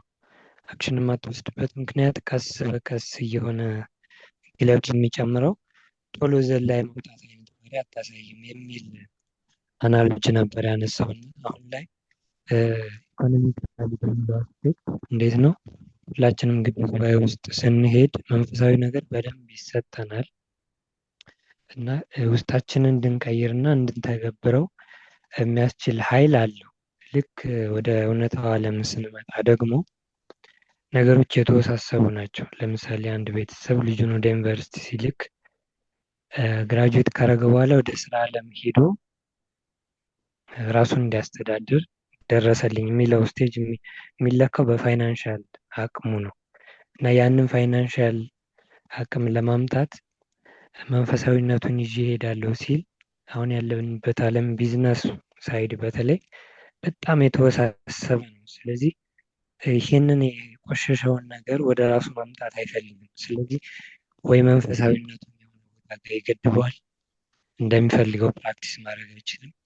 አሊያም ደግሞ ያንን ኢኮኖሚካል ስታተስ ለማምጣት በጣም በሚባክንበት ጊዜ አይኖረውም። ስለዚህ ማስኬድ አይችልም። ይህን መንፈሳዊቱን ያቆየዋል እና እንዴት ነው አሁን ያሉት ሶሉሽኖች እየሆኑ ያሉት? የመጀመሪያው ሰዎቹ ጠንካራ ሆነው በመንፈሳዊነታቸው በርትተው ከዛ ኢኮኖሚውን ፋይናንሻል አቅማቸውን ያስተካክሉት ወደሚል አይነት ያለንበት ነው። ሁለተኛው ግን ከዚህ የተሻለ ማድረግ የምንችለው ለውጥ የሚለውን ካመጣን እኛ አፕሮችን መቀየር ማለትም ግቢ ውስጥ ግቢ ጉባኤ ልክ መንፈሳዊ ኮርስ እንደሚሰጠው ሁሉ አካዳሚካሊ ያለውን ሲኒየሮች ቱቶር እያደረጉ በኮርስ ደረጃ ጥሩ ጂፒኤ እንዲኖራቸው ከዛ ደግሞ የራሳችን የኦርቶዶክሳውያን ፕሮጀክት ቢኖረን የማለት ኢኮኖሚካል የሆነውን ነገር ሀሳባችንን የምንጥልበት እና በደንብ ራሳችንን ማረጋጋት የምንችልበት ነገር ቢኖር ቢዝነስ ፕላን ተቀርጾለት ፈንድ ኖሮት ምን ተገብረዋል ነገር አለን የምንለው ካሰብን አለን ብለን ኢቭን ሀሳቡ ራሱ ውስጣችን ካለ ምንድን ነው የሚሰጠን አቅም? ይህ ኦርቶዶክሳዊ ትዳር የምንለውን ህይወት ለማምጣት ይመቻል። አሁን ይሄ በሌለበት ሲቹዌሽን ሰው ይህን የተቀደሰ ቤተሰብ የምንለውን ለመመስረት ይሰለባል፣ ወኔ ሁሉ ማለት። ያቺ ትንሿ ቤት ደግሞ በሌለችበት የምንፈልገውን አይነት ምዕመን ልጆችንም ቢሆን ማምጣት አንችልም። ስለዚህ ትልቁን ስዕል በዛች በትንሿ ጠጠር ሳንደግፈው እንቀራለን። ሌሎቹ እንደምታዩቸው ፈንድ አላቸው። ለምሳሌ አረቡ ከሆነ ሙስሊሙ የአረቦችን ይጠቀማል፣ ፕሮቴስታንት ከሆነ ዌስተርንን ይደግፉታል። እኛ ግን ራሳችንን ማግለል ላይ እና በግላችን መልፋት ላይ ስለምናበዛ ያለንን የህብረት አቅም አልተጠቀምንበትም ብዬ አስባለሁ። ሳጠቃልለው በዚህ በአስተምህሮት ረገድ አሁን ላይ እምነትን የሚተው ሰው አለ ብዬ አላስብም። ወይ እውነትን የማይፈልግ ከሆነ ያው የራሱ ኃላፊነት ነው። ይህንን ደግሞ ሌሎቹ ምቾት በመስጠት ነው ትክክለኛውን እውነት እንዳያይ የሚያደርጉት ሰው ፋይናንሻሊ ስትሮንግ መሆን እነዚህ ነገሮች ሁሉ መቅረፍ ይችላል ብዬ አስባለሁ።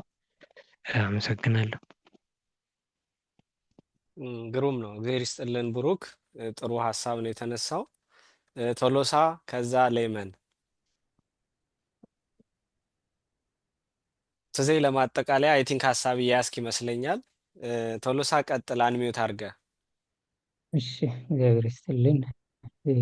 ያው እኔ ትንሽ ማንሳት የምፈልገው ብዙ ነገሮች እናንተ ስላነሳችሁ አንዱ አሁን ለተነሱ ችግር መፍትሄም ትልቁ ነገር ከታች ተነስተን ቤተሰብ ላይ ስለማንሰራ ልጆቹ በደንብ ተኮትክቶ እስከ ሃይ ስኩል ወይም ፕሪፓራቶሪ ስላላደጉ በመሀል ላይ ጋፕ የሚፈጠርም ለዛ ነው። አልሰራንም። አብዛኛው እኮ ኦልሞስት አላቅም ቁጥሩ ሊሳሳት ይችል ይሆናል። አብዛኛው 80-90% በሚባል ደረጃ አሁንም ስቲል እኮ ኦርቶዶክስ አማኝ እንግዲህ በዚህ ለቁጥሩ እና ለፐርሰንቴጁ ቅርታ ጠይቃለሁ። ግን እኔ በምረዳው ጋብቻው እንኳን በቤተክርስቲያን አይደለም ልጅ እንዴት እንደሚያሳድግ አቅም ምን ብዙ ነገሮቹ የታች ቤተሰብ ላይ ስላልተሰራ ልጁን እንዴት ያሳድግ? ራሱ ቤተክርስቲያን ማሄድ ወላጅ ልጁን እንዴት ቤተክርስቲያን እንዲሄድ እና እንዲማር ያደርጋል። አንድ የታችኛ የረሳነው እኮ አንዱ ቤተሰብ ነው። ስላልሰራ ነው ወደታች ወርደን መስራት አልቻለም። ስለዚህ አገልጋዮቹም ካህናቱም ሌሎቹ በኑሮ የተያዙ ሌሎቹ ደግሞ በሙንደኝነት መንፈስ የተያዙ ስለሆኑ ስለዚህ ሌሎቹ ደሞዝም የላቸው መሬት እያረሱ ምን እያሉ ቤተክርስቲያን ሃይማኖቷን ለማስቀጠል ቤተክርስቲያን እንዳትዘጋ ያገለግላሉ። ሌሎቹ ደግሞ 2-3 ቦታ ስራ መስራት የሚፈልጉና የተንደላቀቀ ኑሮ መኖር የሚፈልጉም አሉ። በተለይ ትልልቅ ከተማ አካባቢ ላይ ይሄ ነው የሚታየው። ስለዚህ ምንደኝነት መንፈስ ስላለ የእረኝነት መንፈስ የለም እና ብዙ ነገሮቹ መስራት ያልቻልን ቴክኖሎጂ መጠቀም እንዴት ንስሐ ልጅን መያዝ የሚባለው ነገር ስለሌለ መጠበቅ ማስተማር የሚባል ነገር ስለሌለ ከየት ይምጣ? እነዚህ ልጆች እኮ በደንብ ተኮትኩቶ አላደጉም። በትምህርት ቤት እኮ የሚታቀፈው ትንሽ ነው። በሆነ ነገር ደግሞ ተቀይሞ የሚወጡ በሆነ ነገር ተታሎ 15 ዓመት 13 ዓመት ሲሆናቸው የሚወጡ አሉ። እነሱ እንዴት ነው እኛ የምንቀበለው? ከዛ በኋላ ስንት ናቸው የሚጠፉት? አብዛኞቹ ስርዓት የሚያጣና ሚዲያ ላይ መሆንም አሁን በቲክቶክ እንኳን ሰሞኑ በተነሳ ላይ አብዛኞቹ እኛ ሃይማኖት ተከታይ ናቸው ሲታሰሩ ነበሩ። የማይሆን አለባበስ ለበሱ ተብሎ ማለት ነው። ስለዚህ ይሄ ከታች መስራት ስላልቻልን እኛ ተኝተናል። ስለተኛ ነው ከታች ካልሰራን በስተቀር ማህበረ ቅዱሳን ግቢ ጉባኤ እና ከዛ በኋላ ከግቢ ጉባኤ በኋላ ላለው ነገር በቂ አይደለም። እዛ ላይ በጣም ድክመት አለን። ሁለተኛ ያው ቤተክርስቲያን መዋቅራዊ አስተዳደሩ እንደምታውቁት ነው። እነሱ እንዴት ኢንፍሉዌንስ ማድረግ እንደሚቻል እና እሱ በጣም ፈታኝ የሆነ አንዱ እሱ ነው። ሌላ የታች አብነት ትምህርት ቤት ላይ ራሱ በደንብ ሳይኮሎጂካሊ የእረኝነት መንፈስ ይዞ እንዲመጡ አልተደረገም። የታች ሊተርጂ ተምሮ ይመጣሉ። ስለሌሎቹ ብዙ ነገሮች የሚቀሩ አሉ። ሁሉም ባይሆኑ ግን ብዙዎቹ ሊተርጂካል ቤዝድ ነው። ስቲል የኛ አብነት ትምህርት ቤት በተለይ ትራዲሽናል የምንለው ሊተርጂካል ቤዝድ ብቻ ነው። ሊተርጂካል ቤዝድ ብቻ ደግሞ በዚህ ሰዓት አያስኬድም። ምናልባት ሊተርጂካል ቤዝድ ስላችሁ ምናልባት አንዳንዶቻችሁ ግራ እንዳይገባችሁ ስርዓት አምልኮ ላይ ማህሌት፣ ዱጋ፣ ጾመ ዱጋ፣ ሌሎቹ ብቻ ላይ ነው ትልቁ ትኩረት። አንድ የቅኔ መምህር ወይ ዱጋ መምህር እኮ ኢየሱስ ክርስቶስ ፍጹም መለኮቱ ስጋዊ ወይ ደግሞ ኢየሱስ ክርስቶስ ፍጹም ትስብእቱ ስጋዊ የሚለው ልዩነቱ ማቆን ያጋጥሞኛል እኔ እውነት ለመናገር ከሆነ ማለት ነው። አንድ የቅኔ መምህር ይሄን ለይቶ ትክክል አይደለም ማለት የማይችልበት ደረጃ ደርሰናል። የትኛው ትክክል ነው? ኢየሱስ ክርስቶስ ፍጹም መለኮቱ ስጋዊ ነው፣ ኢየሱስ ክርስቶስ ፍጹም ትስብእቱ ስጋዊ ነው የሚለው እንኳን መናገር የማይችል የቅኔ መምህር እኔ አጋጥሞኛል፣ መርጌታ አጋጥሞኛል። ስለዚህ ቴዎሎጂካል ፓርቱን እረዳለሁ። እኔ አንደርማን እያደረግኩ አይደለም። ሊተርጂ ፓርቱ የመጣው ከመጽሐፍ ቅዱስ ነው። ግን ምን እያለ ነው መልእክቱ? ከዜማው እና ከንባብ በተጨማሪ መልእክቱ ማሰላሰል ስላልተቻለ ነው እንጂ ዱጋ፣ ጾመ ዱጋ፣ ውዳሴ ማርያም፣ መዝሙረ ዳዊት ብዙ የሚያስተምር ነገር አለ። ብዙ ግን ማን በማስተዋል ያንን ያለው? አንድ እኮ ዱጋውን ቅኔ ተብሎ የመጣ ሰው እኮ ምናልባት አንዳንድ ጊዜ እኮ ስበክ ቢባል አንድ የሰንበት ተማሪን እኩል እንኳን ላይሰብክ ይችላል። ለምን? ከዜማውና ንባቡ ላይ ብቻ ነው ትኩረታችን የነበረ። ስለዚህ ክህነተ ሰጣጡም ከታች፣ ስለዚህ አንዱ ዊንግ ብቻ ይዞ ነው ያለ። እሱ እስካልተስተካከለ ድረስ አሁንም ከባድ ነው። ማይንድ ሴታፕም አንድ ሰው ተማሪ እንዴት ይሆናል ጥሩ ደሞዝ ታገኛለህ ተብሎ ማይንድ ሴት ሼፕ ተደርጎ እየመጣ ሞንክስ ጳጳስ ትሆናለህ ተብሎ እየመጣ እንዴት ነው? ቤተክርስቲያን እኮ አንዱ ትልቁ ፈተና እኮ ይሄ ላይ ነው። ስለዚህ አንድ ሰው ካቢኔት ትምህርት ቤት መጣ፣ ሲመጣ ደሞዝ ለማግኘት እንደ ማንኛውም ስራ ፈላጊ ነው እንጂ እረኛ አይደለም። አገልጋይ በሌለበት ቦታ ሄጄ ላገለግል ብሎ ሳይሆን አሁን ምንድነው መንፈሱ የያዘው። ስለዚህ እዚህ ቦታ እቀጠራለሁ፣ እንዲህ አይነት ትምህርት ከተማርኩ አዲስ አበባ እቀጠራለሁ፣ እዚህ ቦታ እቀጠራለሁ፣ እንዲህ አይነት አገኛለሁ የሚል ማይንድ ሴት ትልቁ ቻሌንጅ እዛ አካባቢ ላይ በደንብ ካልተሰራ አሁንም ከባድ ነው። ማህበረ ቅዱሳን ብቻው ምን ሊያደርግ አይችልም።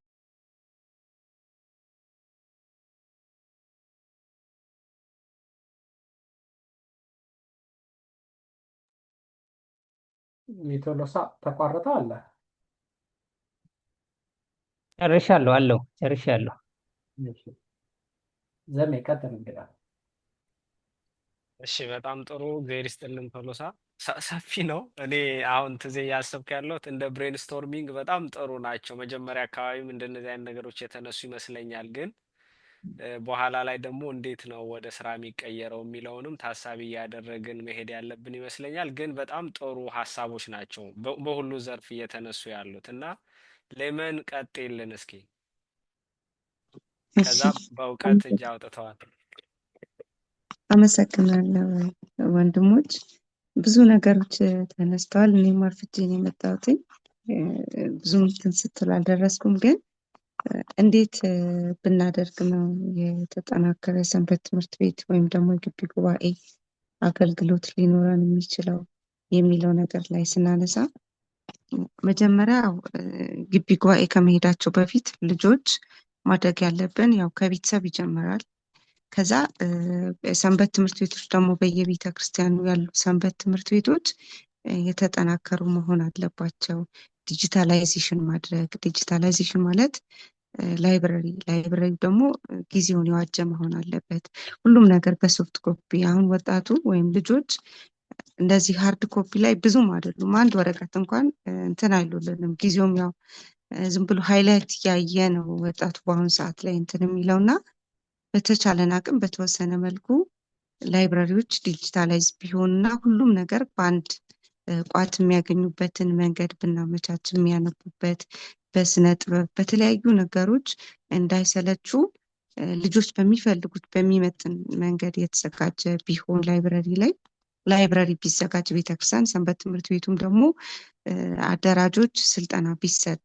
አብዛኛው ጊዜ ዝም ብሎ አሁን በእርግጥ በዚህ በአሁኑ ታይም በተወሰነ መልኩ የተሻለ ነገር እናያለን። ግን ደግሞ የበለጠ ለማጠናከር በተለይ ወደ ክፍለ ሀገር ወረድ ብለን ስናይ ከአባቶች ጭምር ከወንድሞችም ስናይ በተለምዶ ወይም ደግሞ ያለ ስልጠና ወይም ደግሞ ዝም ብሎ አለ እና ብዙ ክፍተቶች አሉ። ወጣቱ ደግሞ የሚያነብ ነው፣ በተለያዩ ነገሮችን የሚያይ ነው፣ ጠያቂ ነው የአሁን ሰዓት። ስለዚህ ለሚጠይቀው ጥያቄ ተገቢውን መልስ የሚሰጥ አመራር መኖር አለበት። ስለዚህ እዛ ውስጥ ያሉ አመራሮች በተለያየ መንገድ ስልጠና የሚሰጥበትን መንገድ ቢመቻች፣ በተለይ ክፍለ ሀገር አካባቢ ላይ ያሉት ልክ በዚህ መልኩ እየተሰራ ሲሄድ ግቢ ጉባኤ ደግሞ ሞር በጣም የጠነከረ እውቀት ያለው ግንዛቤ ያለው ወጣት ነው የሚገኘው እና ግቢ ጉባኤ አይቸገሩም ማለት ነው። እዛ የሚያሰለጥኑት ሞር ደግሞ ሰልጥነው ተመርቀው ሲወጡ ቃል ገብተው ነው የሚሄዱት እና በሄዱበት ቦታም ስራ ላይ በሚሆኑበት ሰዓት ያንን ቃል የገቡትን ነገር ከስራቸው ጎን ለጎን አገልግሎት እንዲሰጡ ውስጣቸው የኔነት ስሜት ስለሚያድርባቸው ከስር መሰረቱ የተሻለ እንትን ይዘው ስለሚመጡ አይቸገሩም እና እንደዚህ አይነት ነገሮች ቢኖሩ በተለይ ደግሞ ክፍለ ሀገር ላይ በጣም መሰራት አለበት። ምንም ነገር ያልታየ ብዬ ነው ማስበው። ዲያቆናቶች አሉ፣ አባቶች አሉ። አሁን አባቶችም እንደዚሁ ስልጣን ሲሰጥ በትምህርት እንትን አይደለም ታይቶ አይደለም የሚሰጠው በሆነ ወይም በአብነት ትምህርት በሆነ ነገር ነው እና ያ ነገር ልክ በትምህርት ደረጃ እየተደረገ እና ዘመኑን የዋጀ አገልግሎት እንዲሰጡ የወጣቱን መልስ ሊመልሱ የሚችሉ አይነት አመራሮች ቢፈጠሩና ስልጠና ቢሰጥ ነው። ሌላው ደግሞ ሚዲያችን አሁን እኛ ጋር ኦርቶዶክስ በጣም ክፍተት አለ ብዬ የምለው ሚዲያ የለንም። እኛ ቴሌቪዥን ጣቢያችን ብናይ 2-3 ቴሌቪዥን ጣቢያዎች ሙዚየም ነው የሚመስሉት። አይታችሁ ከሆነ በቃ ሳምንቱን ሙሉ ተደጋጋሚ ነው፣ መዝሙር ነው ወይ የሆነ ገዳም ስንጉ በቃ የሆነ አስጎብኝ ነው የሚመስለው እና በጣም የተጠናከረ ትምህርት የሚሰጥ ተፈላጊ የሚሆን በወጣቱ ተመራጭ እንዲሆን ማድረግ በጣም መሰራት ያለበት ማለት ነው። ሌሎች እምነቶች ጋር እስቲ እንሂድ። በጣም ብዙ ቻናል አላቸው፣ ብዙ ቻናል እንዴ የኛ ሰዎች ራሱ የኛ መክፈትተው የእነሱን ጫጫታ ከፍተው የሚያዩበት ታይም አለ። ቪው ብታይ የእነሱ ነው የሚበልጠው። ማንኛውም የሚያየው የኛው ኦርቶዶክስ የኛው ተመራጭ እንዲሆን ከነዛ ይልቅ እኛው ላይ የኛ ጣቢያዎች ላይ የኛ የቴሌቪዥን ጣቢያዎች ላይ በደንብ ቢሰራበት የሚል ነገር አለኝ። አመሰግናለሁ። ጨርሻለሁ።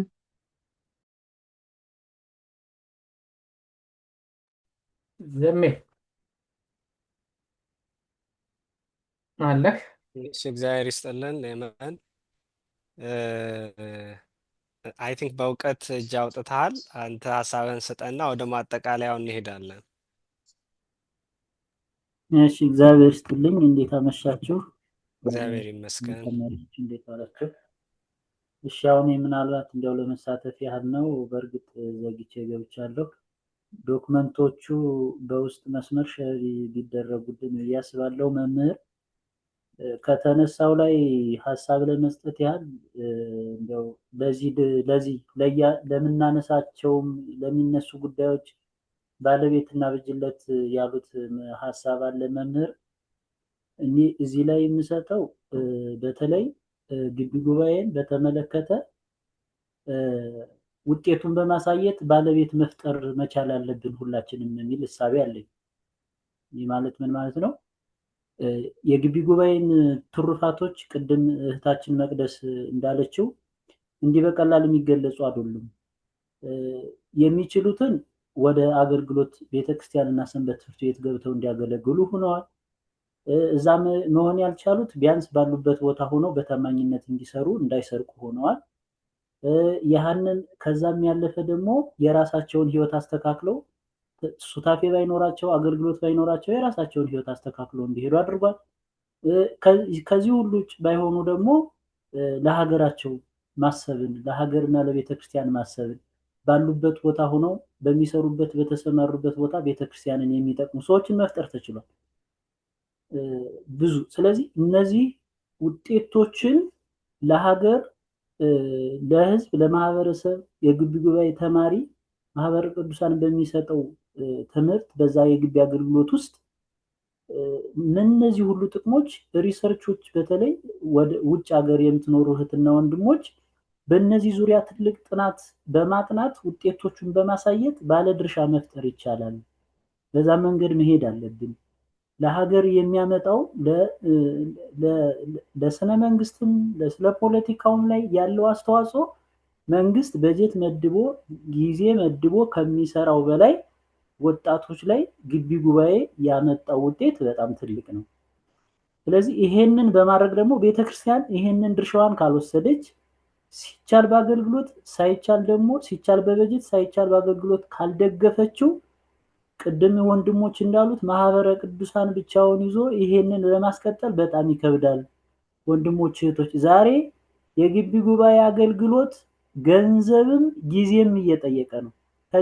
ከዚህ በፊት እንደነበረው ጊዜ ተትረፍርፎ በትሩፋት ብቻ በአገልግሎት ብቻ የሚሆን አይደለም። እያንዳንዱ አገልግሎት ገንዘብ እየጠየቀች ነው ዛሬ። ያን ገንዘብ ለማግኘት በጣም ከባድ ነው። ስለዚህ ለወደፊት ቤተክርስቲያን ጥቅሙን አውቃ በጥናት ተደግፎ በበጀት ካልደገፈችው እኔ አንዳንዴ ግቢ ጉባኤ ቤተክርስቲያን እኮ ጥቅሙን ብታውቀው አንድ ሊቀ ጳጳስ ብቻ ተመድቦለት እኮ በአንድ ሊቀ ጳጳስ ብቻ ደረጃ ማህበረ ቅዱሳን ጋር አንድ ላይ በመሆን መሰራት የሚቻልበት ደረጃ ሁሉ መደረስ ያለበት ሁኔታ ነው። በዚህ ካልተቀጠለ ሁሉም እንዳነሱት ልጆቹን ማትረፍ አይቻልም። ከዛ ውጭ ሁሉም የግቢ ጉባኤ ተማሪዎችን አሁን ሁሉንም አባላት ያሉትን ኦርቶዶክሳውያን ወደ ግቢ ጉባኤ ለማስገባት ወቅት ፈተና ከሆነ አንዱ ወቅት የሀገሪቱ ሁኔታ ነው። አንደኛ ብዙ ወላጅ ልጆቹ ርቀው እንዲሄዱለት አይፈልግም። ስለዚህ ብዙዎቹ ተወልደው ያደጉበት ከተማ ላይ ዩኒቨርሲቲ ይገባሉ። እነዛ ደግሞ ለግቢ ጉባኤ የመግባታቸው ቀድመው በብዙ ነገሮች ስለተያዙ ግቢ ጉባኤ ለመግባት በጣም አስቸጋሪ ነው። እነሱን ወደዛ የምናስገባበት መንገድ ካልተፈጠረ አሁን በተለይ ሪሚዲያል እንዳያችሁት ብዙ ከተወለዱበት ቦታ ነው ልጆች 4-5 ሺህ ተማሪ ከተወለደበት አካባቢ ነው ዩኒቨርሲቲ ላይ እየገባ ያለው። እነዚህ ተማሪዎች ደግሞ የከተማውን ሁኔታ የለመዱ ስለሆኑ ግቢ ጉባኤ ገብቶ ለመማር ሌሎች ስልቶችን ካልተከተለ በጣም ከባድ ነው ማለት ነው። ኢቭን ከግቢ ጉባኤ ተማሪ አብዛኛውን ስታዩት እኮ 70-80% የገጠር ልጆች ሆናቸው። የከተማ ልጆች ምናልባት በሰንበት ትምህርት ቤት ያለፉ ስለ ግቢ ጉባኤ እውቅና ያላቸው በማህበሩ በሚያደርጋቸው ቅስቀሳዎች የሚመጡት የተወሰኑ ናቸው። ስለዚህ ከተማ ውስጥ ተወልደው ያደጉ ልጆች ደግሞ ማህበራዊ ሚዲያ የወሰዳቸው ዘመኑ የወሰዳቸው ቅድም በመምህር የተገለጹት አስተሳሰቦች ሁሉ የወሰዷቸው ልጆች አሁንም ግቢ ጉባኤ ላይ እየተገኙ አይደሉም።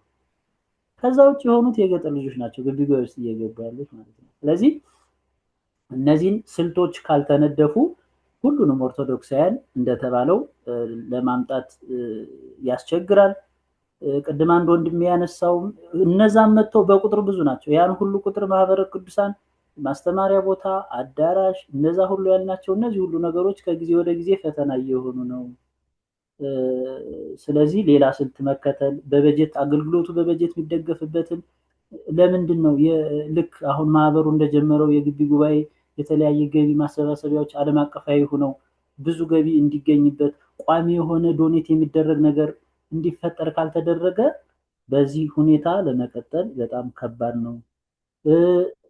ምናልባት እንደው ከዚህ ጋር ተያይዞ ምናልባት አሁን ለወደፊት ያልታየ በጥናት ደረጃም ተይዞ ከዚህ በፊት በእርግጥ ማህበሩ ላይ ተነስቶ ነበረ፣ ግን አሁን አልተሄደበትም። ሴት እህቶቻችን ላይ ነገ ለካህናት ሚስት መሆን የሚችሉ ሴት እህቶቻችን ላይ የተለየ ስራ ካልተሰራ በተዘዋዋሪ ቤተክርስቲያን ማትረፍ አይቻልም።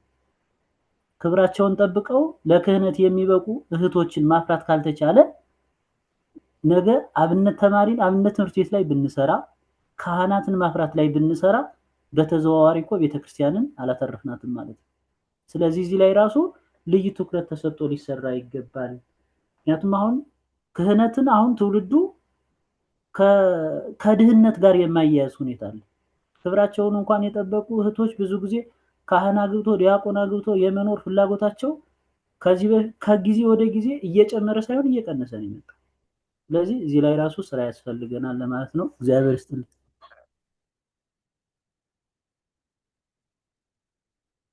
እሺ፣ እግዚአብሔር ይስጥልን።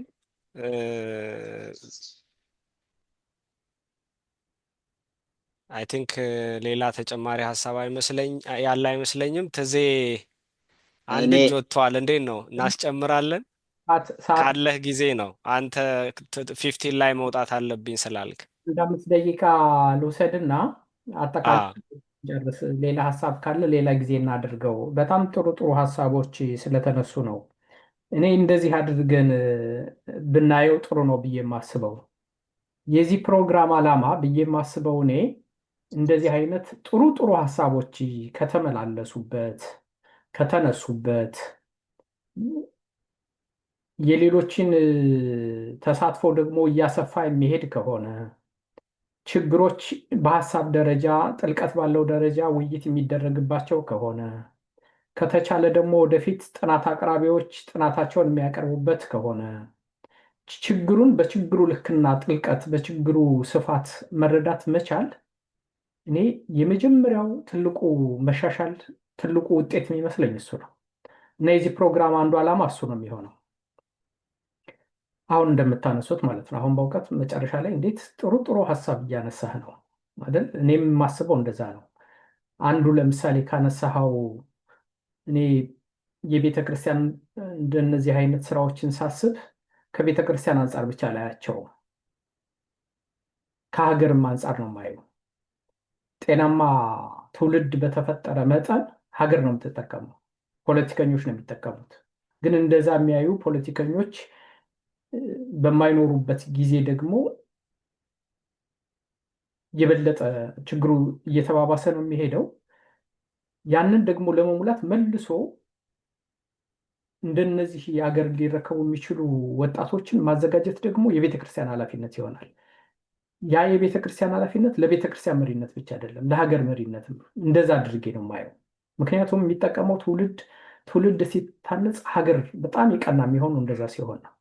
ያለዚያ የትኛውም ሕግ የትኛውም አይነት ጥሩ ነገር ቢኖር ምግባረ ብልሹ የሆነ ኢሞራላዊ የሆነ ትውልድ ከመጣ በጣም ከባድ ነው የሚሆነው። አንደኛው እንደዚህ ብናየው፣ ሁለተኛው እኔ ለውጥ የሚመጣው ብዬ የማስበው ከምንሰራው ስራ አይመስለኝም። የመጀመሪያው ትልቁ ለውጥ የሚመጣው ከእይታ ነው፣ ከአመለካከት ነው፣ ከአስተሳሰብ ለውጥ ነው። አሁን ቅድም እንዳልኩት ፌዝ ዋን አብነት ትምህርት ቤት ፌዝ ዋን ግቢ ጉባኤ ጥሩ ስራ ተሰርቷል ብዬ ነው የማምነው። ግን አሁን ስታቀርቦ በነበረው መልክ ደግሞ እኔ አልስማማም። ፌዝ ዋን ነው ጥሩ የተሰራው፣ ወደ ፌዝ ቱ ግን አልሄደም። የአስተሳሰብ ለውጥ የአመለካከት ለውጥ መጥቶ እነዛ የሰለጠኑ ወጣቶች የሀገር ተረካቢ የቤተክርስቲያን ተረካቢ የመሪነት ኃላፊነት እንዲረከቡ የመሪነት ኃላፊነቱ የነሱ እንደሆነ ግን አላዘጋጀናቸውም፣ በዛም መልኩ አስተሳሰባቸው አልተቀረጸም የሚል ነው የኔ አረዳድ። ስለዚህ የሚጎል ነገር ሁል ጊዜ እንዳለ ማሰብ ጥሩ ነው። ያንን ክፍተት ለመሙላት ነው ስራ የሚሰራው ብዬ የማስበው። ሶስተኛ በተደጋጋሚ ያነሳችሁት እነ መግድም ቅድም አነሳችሁት በጣም ጥሩ ጥሩ ሀሳብ የመሰለኝ እንደነዚህ አይነት ውይይቶች ወደፊት እያሰፋናቸው ስንሄድ ምን ይሆናል፣ የኔስ ድርሻ ምንድን ነው የሚል ጥያቄ ይፈጥራል። ይሄ እኮ እውነት እኮ ነው።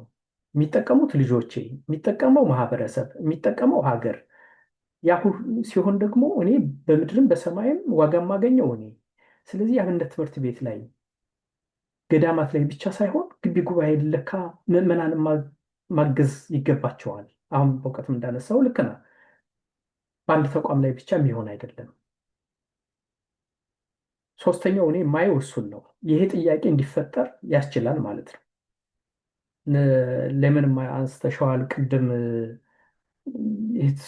ምንድን ነው እየሆነ ያለው አሁን ሚዲያው ላይ እንዲህም እንደምትዩ እኔ አንዱ ትልቁ ክፍተታችን የሚታየኝ አቅም ነው።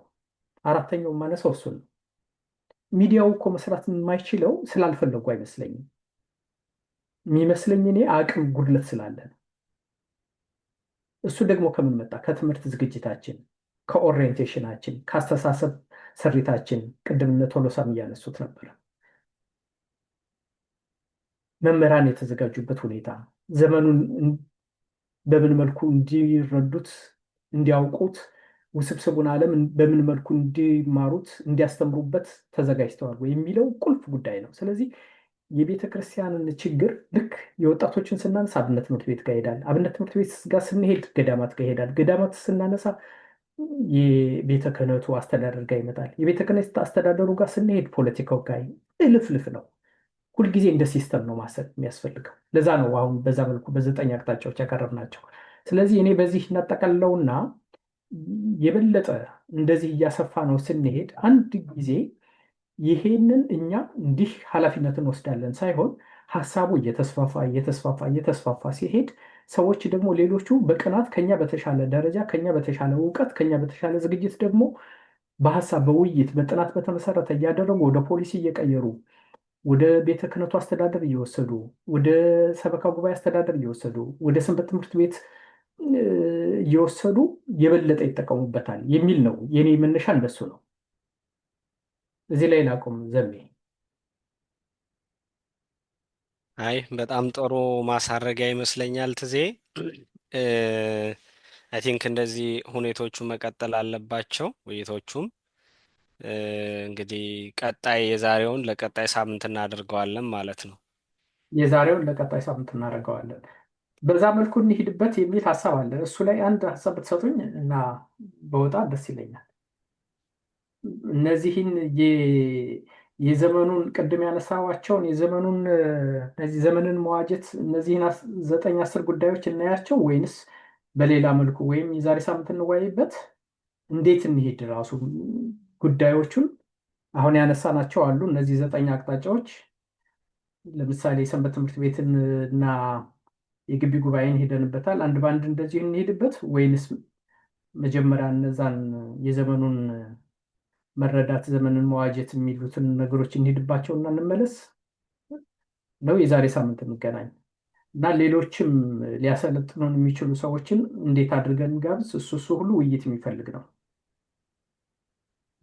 ምናልባት አካሄዱን በተመለከተ መወያየት ካለብን ትዜ አሁን ጊዜውም አጭር ስለሆነ